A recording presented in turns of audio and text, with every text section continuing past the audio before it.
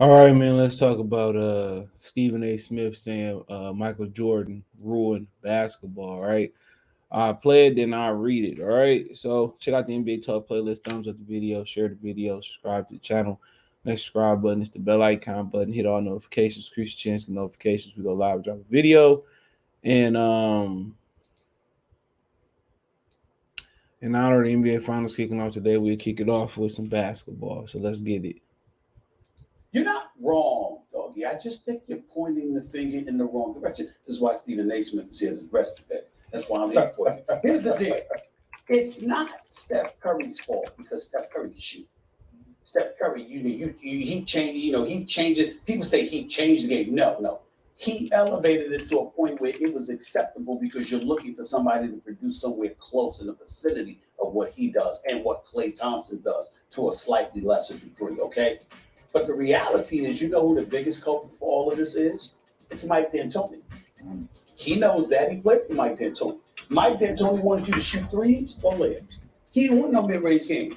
He would consider benching you if you took a mid-range shot. Am I lying? Except for me, I mean, I shot a lot of mid-range. Not you. But those guards that he put out there, absolutely. If they launched mid-range shots instead of three, doggy, he didn't like it. Yeah. I'm gonna tell you something else because you'll appreciate to being a historical individual that you are. That Molly so eloquently stated earlier today. Again, Molly's going to explain. Explain. Okay, but here's the deal. My brother, the guy I love so much, that I believe is the greatest player to have ever played, Michael Jordan, is responsible as much as anybody for changing the game for the worse when you consider you. Stay with me on this. Okay? This is throwing no shade on Michael Jordan, of course. He's the greatest ever in my estimation, number one, all right? But he was so phenomenal that the NBA marketed the individual, the audience gravitated towards the individual, and the game became a bit more individualized because people wanted to be like Mike. Before Mike, you had Bird and Magic. Well, what was Bird and Magic? As great of a shooter as Bird was, as Mr. Clutch as he was, okay? Bird could pass, Bird could rebound, Bird had McHale, he had Parrish, he had Dennis Johnson, he had Gerald Henderson, he had a whole bunch, Danny Ainge and others. They had a team, all right? Blue collar, but team. Well, what was Magic? Magic was Showtime. As phenomenal as Magic was, what was his number one attribute? Passing. So guess what? He inherited Norm Nixon. You had Jamal Wilkes, all right? You had Kareem. All of a sudden, you got Worthy. You got go from Norm Nixon to Byron Scott. You still got Michael Cooper. You got Michael Thompson. You had Kurt Rambis. The list goes on and on.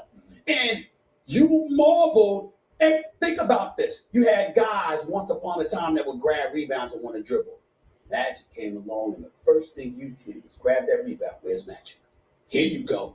And Magic pushed the ball up the court. He had Worthy on his right. He had Byron Scott on his left. He had Cooper trailing. And if that didn't materialize into fast break points, then they slow it down and wait for Kareem. What I'm saying is you were thinking team until Jordan elevated it to another level. And from Jordan, then you had the Kobe's, the Vince Carters, and others that came along thereafter. And the individualization of the sport, particularly because of the money that came with it, became more of a focal point. So I would tell you, Mike D'Antoni, in terms of three-point shooting, all right, and making sure to maintain the pace, letting people score so you don't disrupt the pace. And then Jordan with the individuality, even though he obviously was a team player and the Chicago Bulls were a great team, the marketing of the individual. Those two components is what made the game what it is today, which some people like yourself may not like, but guys like he and I accept. All right, you heard that. All right, which wasn't entirely true. All right, because the NBA started marketing individual players when it came to Magic and Bird. That's what took the league from the NBA Finals being on tape delay to it, you know, to kind of, to television deals and all that type of stuff. So, you didn't understand what he said. He said that Michael Jordan is responsible as much as anybody for changing the game for the worse. Stay with this. This is not throwing shade at Michael Jordan. Of course, he's the greatest ever in my estimation, number one, but he was so phenomenal that the NBA marketed the individual, the audience gravitated towards the individual in the game, became a bit more individualized because people wanted to be like Mike. Before Mike, you had Bird, Magic, Stephen A. explained, two Hall of Famers were all about passive rebound teamwork from Jordan. Then you had Kobe, Vince Carter individualizing the sport. They individualized the sport with Bird and Magic. What's he talking about? You know, that's what birthed Michael Jordan. So he, like I said, he called himself Stephen A. Smith. You know, he be murky sometime, but they started marketing individuals with Magic and Bird. But you wanna know where um you wanna know where like really went wrong at, bro? Um he kind of right when they start marketing individual and they start coming up with superstar calls. Now Michael Jordan is responsible for the birth of Flagrant Files. He is responsible for the birth of superstar calls, and they got the idea to market an individual, not from Michael being so phenomenal for Magic and Bird. When they found out that they made Magic and Bird in the finals and all this that stems from one of the highest at the time was the highest televised national championship game in college, Indiana State, Michigan State. They figured out we can, they found out we can market that. They brought Bird back. Remember, Bird didn't even want to play pro ball. He wanted to quit after losing the Magic. They got him to come in there and play ball, and they got Magic on LA. They got Bird on Boston. They marketed two prominent cities on East Coast. And they found out the NBA can get television deals. The finals didn't have to be on tape delay. They found money. Then they seen Michael, individual star, score, do all this type of stuff.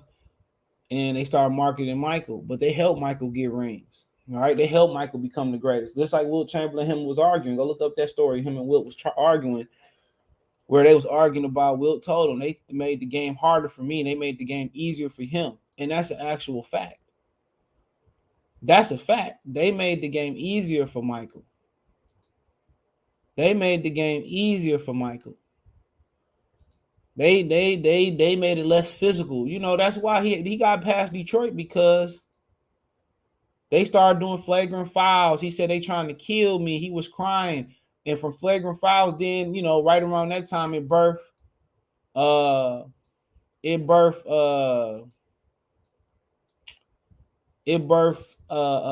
superstar calls. And when right in the 90s came, you couldn't touch him. I mean, shit, at the end of the 80s, you couldn't touch Michael Jordan. So it wasn't just him getting Scottie Pippen or nothing, just that. You couldn't touch him. And that's when the NBA, that's who really messed up the NBA. That's who messed up the NBA. When they started marketing individuals, it started with Magic and Bird, but it got real, real bad with Michael. And they helped Michael get over the hump with Detroit. Y'all people forget that. They took Rick Mahorn off the team and put him on the expansion Minnesota Timberwolves. Then they started doing flagrant fouls and, taking the physicality out of basketball. It still was physical with Magic and Bird. People forget that. It still was physical with Magic and Bird. But when Michael came out, you couldn't be physical with Michael no more. You couldn't touch Michael. When you couldn't touch Michael no more, it was a wrap. It wasn't just because Scottie got there. They made sure he got a championship. Just like they pushing LeBron James. They did the same thing with Michael. They just made sure you couldn't touch Michael no more. And when you couldn't touch Michael no more, it became a wrap. It became a wrap when you couldn't touch Michael no more. It became a wrap. And he did destroy it. And that's when you got superstar calls, flagrant calls, all that type of stuff. And that's why a lot of people, mess with that's why a lot of people mess with LeBron, because with LeBron James, everybody was able to eat. You know what I'm saying? With LeBron James, everybody was able to eat. With Michael, everybody wasn't able. Well, nobody wanted nothing, so it wasn't even interesting.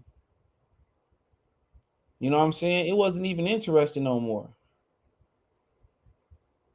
And that's the sad thing about it. It wasn't even interesting no more with Michael, because wasn't nobody winning. Wasn't nobody winning no more.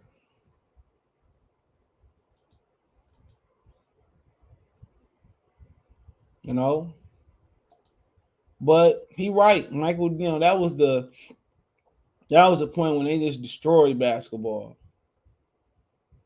He ain't lying about that. You know, but with Steph Curry, like, yeah, I mean, you can't say he really destroyed. I mean, he had his part in it, but it wasn't intentional. Like with LeBron, you know, brought in the AA unification of basketball, where everybody started, joining up. Nobody talked about how LeBron destroyed basketball when he started having superstars team up, though. Nobody talk about the detriment of the league there. He started that. People said, well, you know, Milwaukee had a big three with Sam Cassell, Glenn, Big Dog Robinson, Ray Allen. This team had a big three, and Boston had a big three, but Boston was old as hell, bro. People forgot they wasn't like in their 20s like LeBron James recruiting his friends, Dwayne Wade. They was old, and then they got traded for. So it wasn't like they premeditated together, or how much it premeditated, but they put their heads together and said, we're gonna join each other in free agency. No, Seattle didn't have to trade Ray Allen to Boston, and Minnesota didn't have to trade Kevin Garnett to Boston either.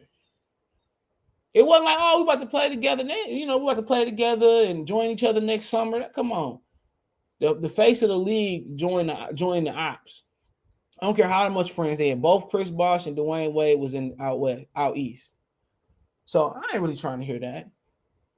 He made it cool, and then they got mad at. They tried to skip over LeBron and get mad at Kevin for Durant for doing it, and Durant has never been the face of the league. LeBron, even today, they still talking about LeBron still the best player in the league. He's still the face of the league. You know what I'm saying? So with Steph Curry, on the court, shit, you got everybody acting like Steph Curry. Even people at the court, kids at the court can't shoot, taking one step over half court and going 0 for 50 on the court. You know what I'm saying? Everybody, his impact on the NBA is up there with Michael, Magic, Bird, and Allen Iverson, and LeBron James. Yeah, but it is what it is. Part of what makes the experience unwatchable. But when it's done at its pinnacle, it's beautiful to watch as any other basketball. When somebody go down the court and they drain, 20 out of 25, 33s, I mean, it's a spectacle. It's a spectacle for sure. But today's NBA, they don't defend, and it's not his fault because they don't defend. It's Michael's fault because you can't touch nobody no more, and that manifested until when the Spurs and Pistons was winning championships. They said the finals was born, and then they said, well, we don't want defense in sports no more. We want high scoring, and then they done went too far in the offensive end in sports, football and basketball in general. And it's unfucking watchable, bro. You need balance. If the score is 65, 69, as long as it's competitive, it's competitive. You're looking for competitive games. That ain't Steph Curry fault. That's LeBron. That's Michael Jordan fault and LeBron fault. And what make it worse for LeBron, that motherfucker was out there 260 pounds, 6'9", crying, and you couldn't touch him. They took the defense all out the game, bro. If an offensive player run for a layup and he bump into you and go up, it's a foul on you. Like, bro, they need a restructure the NBA, bro. They need a restructure. The flagrant fouls they call them, bro, it's unbearable to watch. Then it's a timeout to review everything. And that's not Steph Curry fault. Just Steph Curry caught from niggas jacking up threes. That's it. But as far as people that grew up arguing with Gemini Hoops yesterday, he didn't be knowing nothing about hoops. His name Gemini Hoops. He don't know nothing. He know about Gemini Man and Gemini season and all that type. He don't know nothing about basketball for real. I'm sorry, Gemini Hoops, man. I gotta air you out like that. But yeah, man, I grew up watching the ball in the 90s, bro. And I know what that ball looked like. And remember, that was the end of real basketball. We knew it because you couldn't touch Michael after a while, but it still has some physicality. And then when the Pistons and Spurs was, playing, and the Spurs, they took the physicality out of that. So now you got nothing. You can't defend. They took hand checking out for Michael. They put flagrancy in for Michael. You couldn't hurt Michael. You couldn't push Michael. So yeah, I agree with him. Michael was to blame, but hey, it is what it is. Let me know what you girls and guys think. Thumbs up the video, share the video, subscribe to the channel. Next subscribe button is the bell icon button. Hit all notifications. Increase your chance to get notifications. We go live and drop a video. Financially, want to support the channel? Cash App $ CJ Good 313. Venmo CJ Good 313. PayPal link in the description. Check my link tree out. It's the first link in the description. You find me on Twitch, Twitter, Instagram, Spotify, Anchor, Cash App, Venmo, PayPal, YouTube, the whole nine. Anything I'm doing on social media. You can find it there. But other than that, just thumbs up the video, share the video. Appreciate the love, support. Let me know what you girls and guys think in the comment section. Check the NBA Talk playlist out for more videos like this. And let me know what you girls and guys think in the comment section. One time for the one time, Goodfellas TV. Don't forget, check out my Detroit channel right here on YouTube, March C Sports Talk, more sports, music, news, and entertainment. One time for the one time, Goodfellas TV. Peace.